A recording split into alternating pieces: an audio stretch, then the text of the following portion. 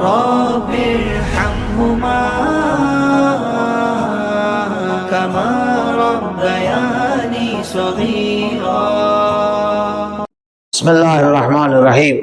الہنا انطقنا بالہدی والہمنا بالتقوی. رب اشرح لی صدری ویسر لی امری واحلل عقدۃ من لسانی یفقہوا قولی.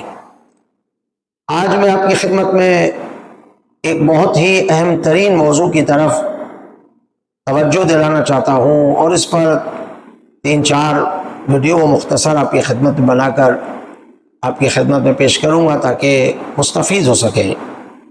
میری کوشش یہ ہوتی ہے عزیزان محترم کہ بالآخر آپ تک پیغام پہنچایا جائے، اور وہ باتیں جو عموماً ہمارے روزمرہ زندگی کے ساتھ تعلق رکھتی ہیں لیکن ہم اس سے غافل ہیں، ان چیزوں کو آپ کی طرف پیش کریں، بیان کریں تاکہ آپ بھی سنیں، مستفید ہوں. اگر کہیں غفلت میں انسان اپنے آپ کو غفلت سے باہر نکالے.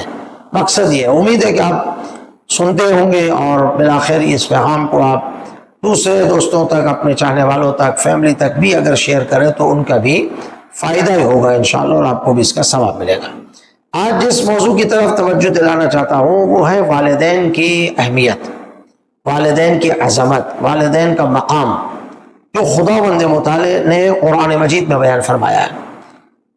روایات معصومین علیہ السلام میں بھی والدین کی اہمیت کو بہت ہی بہترین طریقے سے بیان کیا، ان کے مقام کو. وہ بھی آپ کی خدمت میں دوسری ویڈیو میں بیان کروں گا، اور کچھ واقعات تیسری ویڈیو میں آپ کی خدمت میں عرض کریں گے تاکہ تھوڑا تھوڑا آپ کی خدمت میں پیغام پہنچ سکے. آج آیات الہی دیکھتے ہیں. قرآن مجید میں خداوند متعال والدین کے بارے میں کیا فرماتا ہے. جب تک ہم والدین کی اہمیت کو نہیں سمجھیں گے، والدین کی عظمت کو نہیں سمجھیں گے، اس وقت تک آگے نہیں بڑھ سکتے ہیں.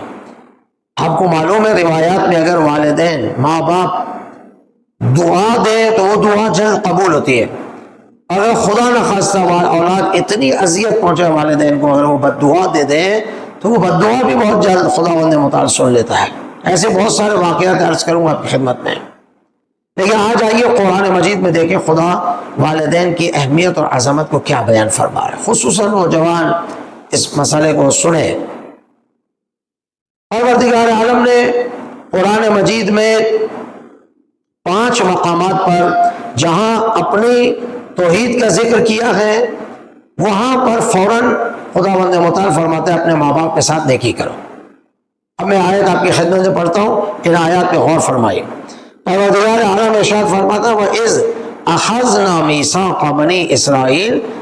جب بنی اسرائیل سے عہد لیا گیا کہ کس چیز کا عہد لیا گیا؟ لَا تَعْبُدُونَ إِلَّا اللَّهِ، کسی کی عبادت نہیں کریں گے اللہ کے سوا. عبادت ہے پروردگار عالم کی بس. یہ اللہ نے اپنی وحدانیت، توحید اور اپنی عبادت کا تذکرہ کرنے کے بعد فوراً فرمایا وَبِالْوَالِدَيْنِ إِحْسَانًا، ماں باپ کے ساتھ نیکی کرو، ماں باپ کے ساتھ احسان کرو. احسان یعنی نیکی. وہ احسان نہیں ہے جو انسان بعض اوقات دوسرے مومنین پر کرتا نہیں. یہاں احسان کے معنی نیکی ہے. وہ بھی احسان نیکی ہے لیکن اس کے معنی دوسرے بھی ہیں. وَبِالْوَالِدَيْنِ إِحْسَانًا، اپنے ماں باپ کے ساتھ احسان اور نیکی کرو. دوسری آیت میں فرمایا وَاعْبُدُوا اللَّهَ، اللہ کی عبادت کرو. لا وَلَا تُشْرِكُوا بِهِ شَيْئًا، اور کسی چیز کے ساتھ خدا کے ساتھ شرک مت کرو. خدا کسی شے کو خدا کا شریک مت بناؤ پروردگار کے ساتھ. پھر فرمایا وَبِالْوَالِدَيْنِ إِحْسَانًا، اپنے ماں باپ کے ساتھ نیکی کرو.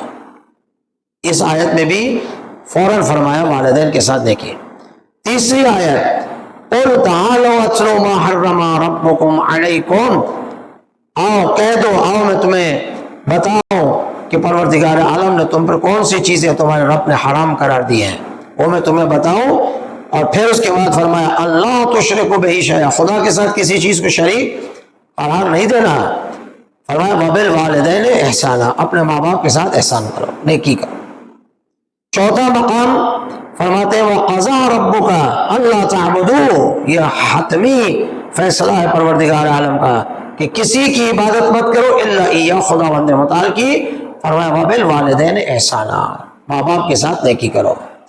یہ 4 مقامات ہیں جہاں پروردگار اپنی توحید کا تذکرہ کرنے کے بعد کہ فقط میری عبادت کر دے، اس کے بعد حکم دے رہا وبالوالدین احسانا، کسی اور کو بھی حکم دے سکتا تھا، لیکن نہیں، مہم ترین شے پروردگار عالم بیان فرمایا، خدا کے رسول، انبیاء اور ائمہ کے بعد اگر کوئی چیز ہے قابل احترام اور بزرگ و والدین ہیں جن کی اطاعت ہم پر واجب ہے۔ تو یہ 4 آیتیں ہیں جس میں پروردگار عالم ہمیں والدین کے ساتھ نیکی کا حکم دے رہا ہے۔ اور اس کے بعد سورہ لقمان میں پروردگار عالم فرماتا ہے وَوَصَّيْنَا الْإِنسَانَ بِوَالِدَيْهِ حَمَلَتْهُ أُمُّهُ وَهْنًا عَلَى وَهْنٍ وَفِصَالُهُ فِي عَامَيْنِ، وصیت کی ہے پروردگار نے انسان کو اپنے والدین کے بارے میں کہ یہ حملتہ امہ، کہ اے فرزند، اے اولاد، تمہاری ماں نے تمہیں چند مہینے 9 مہینے اپنے بطن میں رکھا، تکالیف برداشت کی، اور فصالہ فی عامین، اور 2 سال تمہیں دودھ پلایا۔ یہاں والدین کا تذکرہ کر کے پھر والدہ کا خاص تذکرہ کیا پروردگار عالم نے۔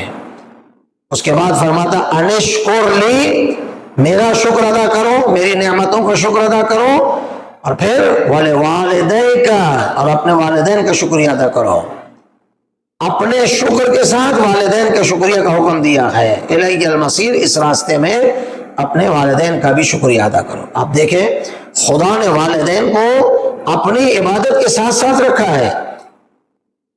یہاں سے ہمیں والدین کی اہمیت اور عظمت کا احساس ہونا چاہیے، لیکن آج کل والدین کی اہمیت کو، عظمت کو، ان کے مقام کو نہیں سمجھ رہے نوجوان، اسی لیے بعض اوقات انسان ناکام ہو جاتا ہے، کامیابیاں نہیں ملتی، اس طرح ماں باپ کا دل راضی نہیں ہے، ماں باپ خوش نہیں ہے شاید، تو اولاد کے لیے زندگی میں مشکلات آتی ہیں۔